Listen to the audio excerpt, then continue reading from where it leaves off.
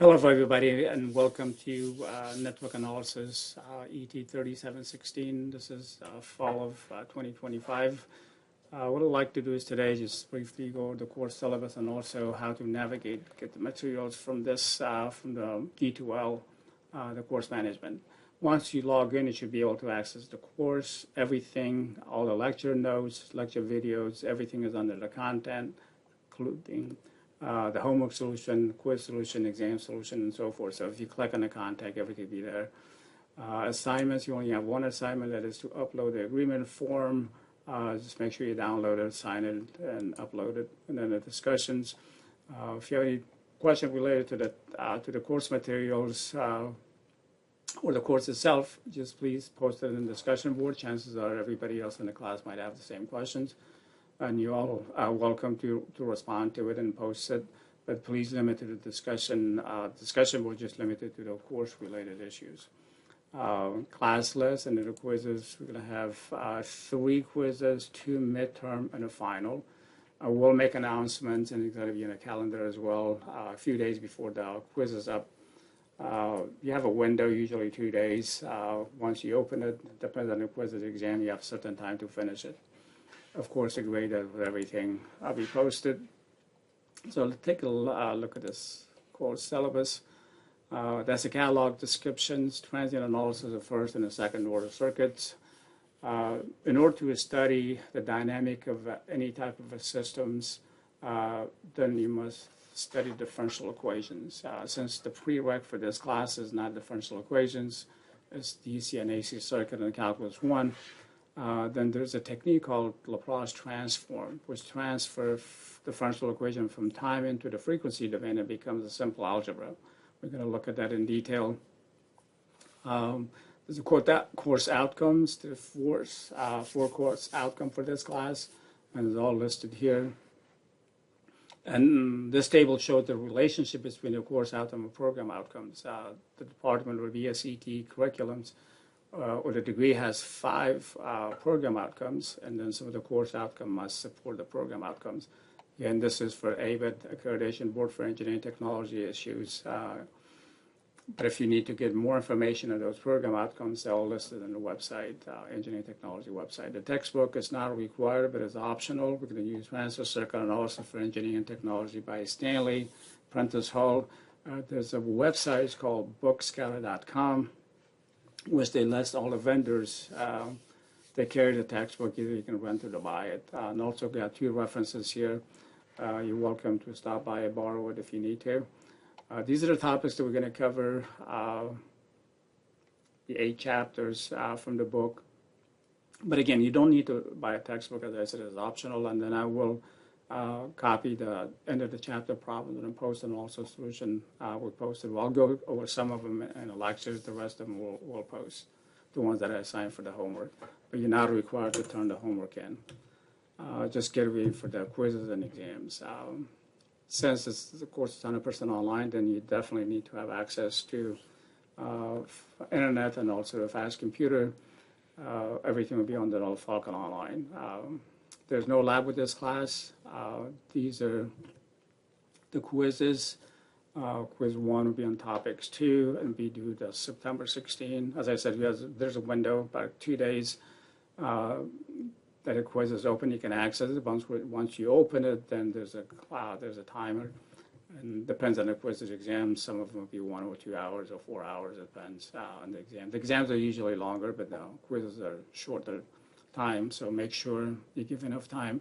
They usually do midnight. Let's say quiz number 1 is due midnight on the 16th of September, but make sure you don't start until 11 o'clock at night. So, you compete against everybody else in the classroom. I look at the course and the exams and the quizzes average, and I look at the standard deviations, and with some adjustment we can make, and I'll automatically be adjusted in D2L. Once we do that, we'll look at the 0 to 100% scale. We're going to use college-wide grading policy, 90 and higher is an A. There's a plus grade, but no minuses, 86 to 89 is a B plus, and so forth. Since it's a required course, then passing grade must be grade C or better, and we're going to use these equations to actually scale it look at the weighting of each quizzes, which each quiz is a 5%.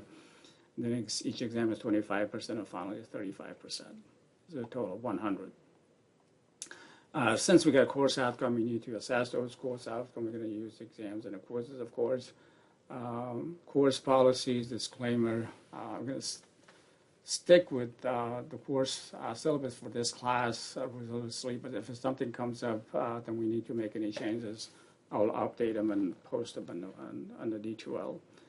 Academic dishonesty is not tolerated here. Daytona State, this comes directly from the students' handbooks. Make sure you're familiar with it, and hopefully there'll be no issue with that.